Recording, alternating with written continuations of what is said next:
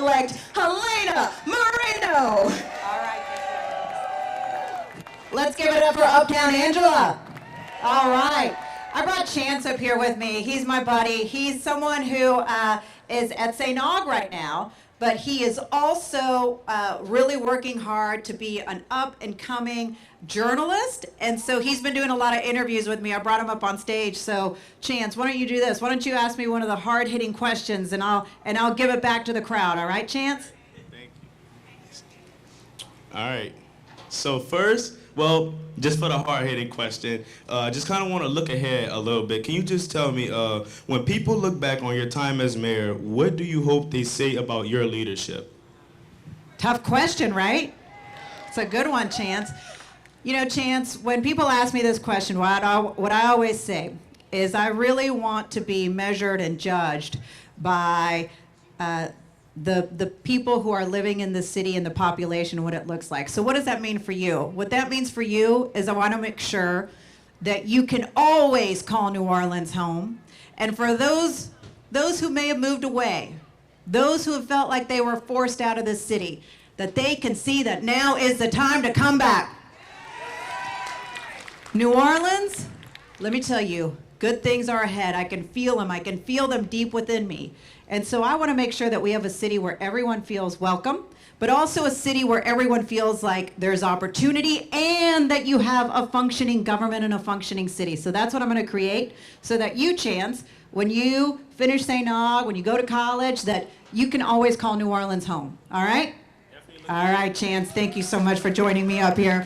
Thank you. Good to see all of you. How's everybody doing?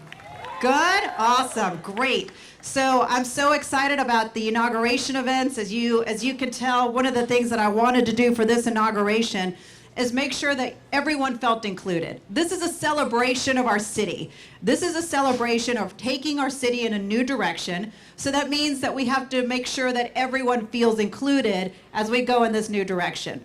So today, please have a great time. Take that opportunity to come chat with me or meet your council members. Enjoy the music, the fun, the being together.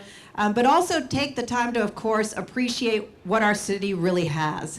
Our city is one of the most exceptional, most wonderful cities, not just in this state, not just in this country, but across the world. Am I right? So let me ask you this. Do you love New Orleans? Are you all in for New Orleans? Because I'm all in for New Orleans, and I'm so excited for the future ahead. Now, as we celebrate the future, let's celebrate what we have. And one of the key things that we have is a strong culture. So there are a couple of groups and one specific individual who I want to celebrate today. And there are, hey, Melissa, come here. So there are a couple groups I want to celebrate who have major anniversaries this year. Really key groups that are amplifying our culture. One is the Baby Doll Ladies. Where'd Melissa go? Here she is. Give it up for the Baby Doll Ladies. Under the leadership of Melissa White, they've just grown and grown and grown. And let me say this, that the Baby Doll Ladies are more than just about showing up for specific performances. They show up for community.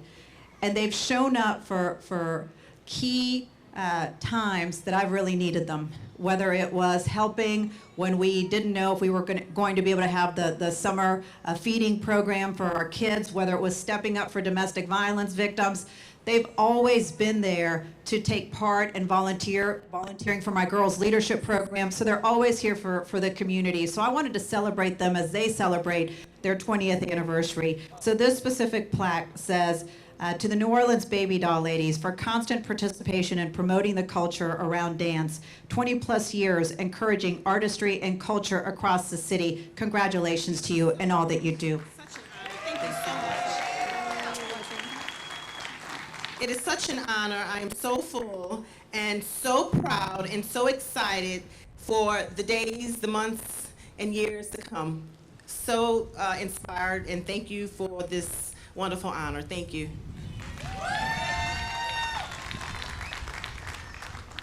Let's bring up the Sudan Social Aid and Pleasure Club. Once again, the Sudan Social Aid and Pleasure Club, another organization that not only is about celebrating New Orleans and celebrating the culture of New Orleans and the music of New Orleans, but also about being there for the community. And it's important that we recognize the important work that they do, because so often those who are doing the most are actually noticed the least. And so that's why it's important that we recognize 40 years of second lining. 40 years. So this proclamation reads, the All In for New Orleans Culture Festival and Mayor-elect Helena Moreno recognizes the Sudan Social Aid and Pleasure Club for celebrating over 40 years of traditional second line and community outreach in 2026 and many years to come. Congratulations. Would you like to say anything? Yes. Thank you, incoming mayor, for this opportunity to recognize our culture, our second line culture, not only just the culture, teach in terms of teaching our kids the culture. We always have kids, we teach them the art, we teach them the history of our culture in terms of our second lining. Thank you, and let's continue to build New Orleans. Thank you.